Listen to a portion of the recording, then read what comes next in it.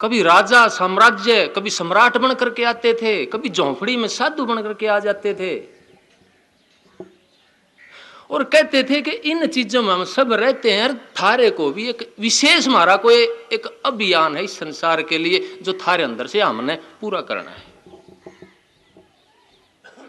आज मैं यहां आया हूं, आज क्यों जकरा ये छड़ गया, ये बातें मैं ज्यादा बताता भी नहीं कोई विशेष तौर पे, लेकिन मेरे सदगुरु के चरणों में कैसे पहुंचा मैं उसको आपको बता रहा हूं।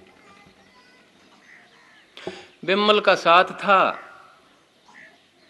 बल्कि मैं कहूंगा कि मेरे सदगुरु ने बिमल के अंदर से आकर के मेरे को इस रास्ते में डाला है।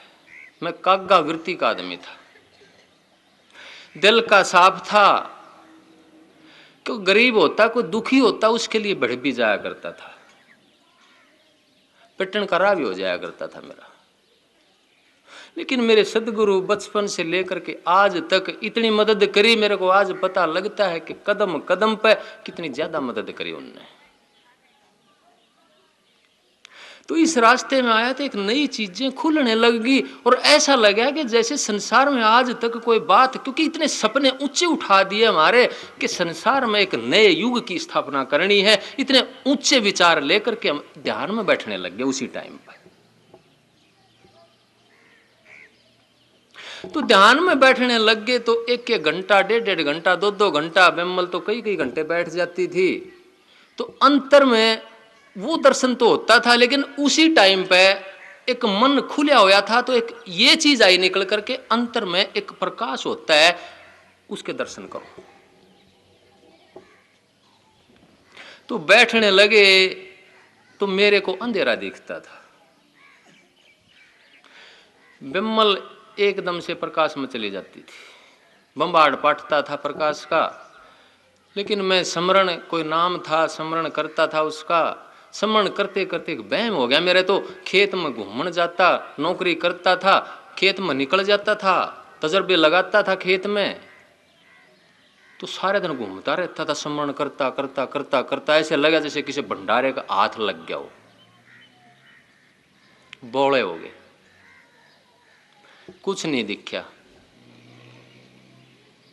बिमल ने सफेद कपड़े, अंदर से डायरेक्शन आई कि सफेद कपड़े पहन लिए, मैं भी उसी रास्ते पर चल पड़ा। एक भाई और था, तीन थे हम संगी, वो बाद में चला गया कहीं छोड़ के सतगुरु के संग को, लेकिन हमने कोई रास्ता नहीं था, मेरे सदगुरु के चरण कमला ते न्यारा कोई रास्ता नहीं था, कोई चीज ना मिली वो आकर के फिर तो भाग जाए आदमी।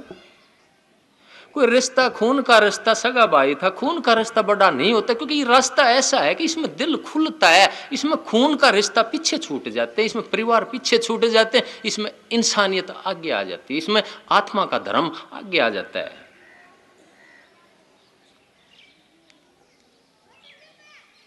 तो ऐसा भी टाइम आया, घर में जाता था तो घर में तब बढ़ता था जब मंदिर को कई घंटे वहां मैल चढ़ा होता था, मूर्तियों का मैल उतार करके फिर घर जाता था। पढ़ा लिखा था, अफसर था, उस टाइम की बात बताता हूं मैं, क्योंकि एक शर्म जब तक रहेगी राम नाम की आपको कुछ नहीं मिलने वाला, मैदान में आना पड़ता है, पूरा समर्पण करना पड़ता है। और जो आदमी राधा स्वामी करता हुआ हाथ जोड़ता भी शर्मा जाएगा, भूल जाओ इस रास्ते में कुछ नहीं मिलने वाला आपको, इस सत्संग में कुछ नहीं मिलने वाला आपको, जब तक दिल खोल करके। क्योंकि हम भक्ति किसकी करते हैं?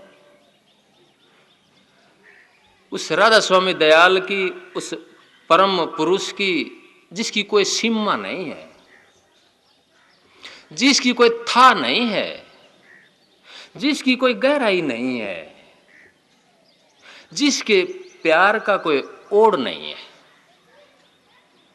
अब आप छोटे होकर के उसकी पूजा करोगे तो कौन सी जगह जाओगे आप? आपने भी उस गहराई में उतरना होगा, अपने दिल को उतना खोलना होगा, सीमाओं से बाहर जो बंधी हुई सीमा है, यू मेरा है, यू तेरा है, यू मेरा धर्म है, मैं हिंदू हूं, मैं मुसलमान हूं, मैं ईसाई हूं, मैं सिख हूं, इन चीजा तो नहीं निकले हो तो भूल जाओ आत्मा के धर्म को। मैं इसको आत्मनिष्ठ धर्म बोलता हूं। एक होता परंपरागत धर्म, एक होता आत्मनिष्ठ धर्म। परंपरागत धर्म वो होता है जो परंपराओं से चले आता है, जो हमारे पूर्वजों से हमने पकड़ा है। किसी घर में किसी देवी की मान्यता होती है, किसी देवता की मान्यता होती है, आप भी आंख मीच कर उस मान्यता को पकड़ लेते हैं। यह है परंपरागत धर्म। इसमें आप सीमाओं से बाहर नहीं निकल सकते, इसलिए असीम में जाने का कोई गुंजाइश नहीं है। दूसरा धर्म है आत्मनिष्ठ धर्म। वो आपने जितनी भूख से, जितनी प्यास है, उसके हिसाब से आगे बढ़ता है। मेरे सतगुरु राधा स्वामी दयाल परम संत ताराचंद जी महाराज को उस नाम की खोज थी, भूख थी उस नाम की।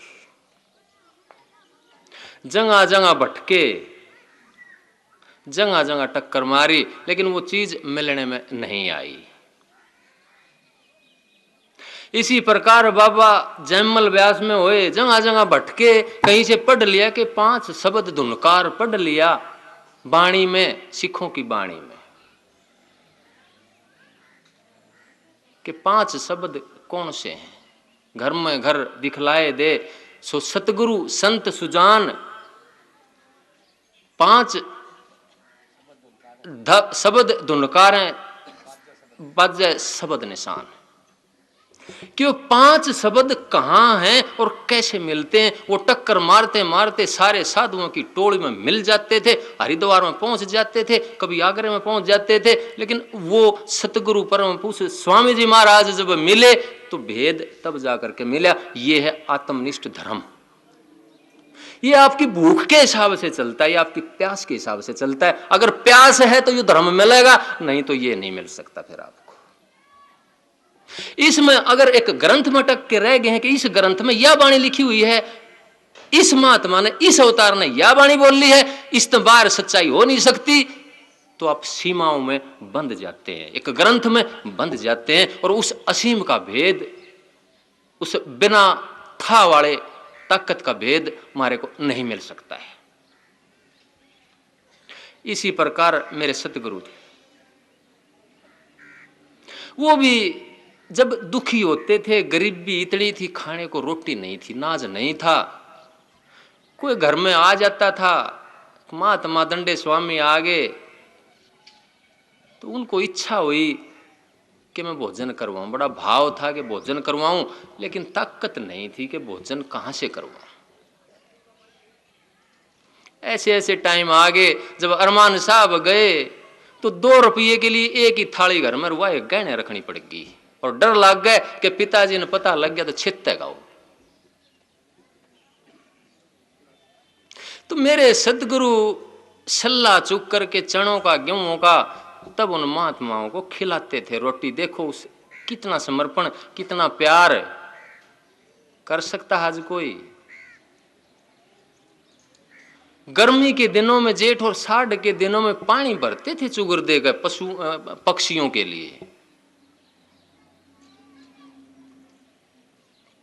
पेड़ों पे बर्तन ठीकरे धर रखे थे, उन्हें पानी भर के आते थे, क्योंकि इस इलाके में तो पानी सबसे बड़ी चीज मानी गई है। आदमी काल पड़ा है तो बाढ़ भी पीस के खा ली है उसने, पेड़ पीस के खा लिए हैं, लेकिन पानी का धर्म इतना बड़ा माना जाता था इस एरिया में कि आदमी भी तरसते थे, पशु पक्षी भी तरसते थे जिसके लिए। तो 2-2 कोस के इलाके में घूम करके वो पानी भरते थे जेठ और साढ़ की गर्मी में, क्योंकि उनको पता था कि ये दुख हमारे से ज्यादा पशु पक्षियों को है।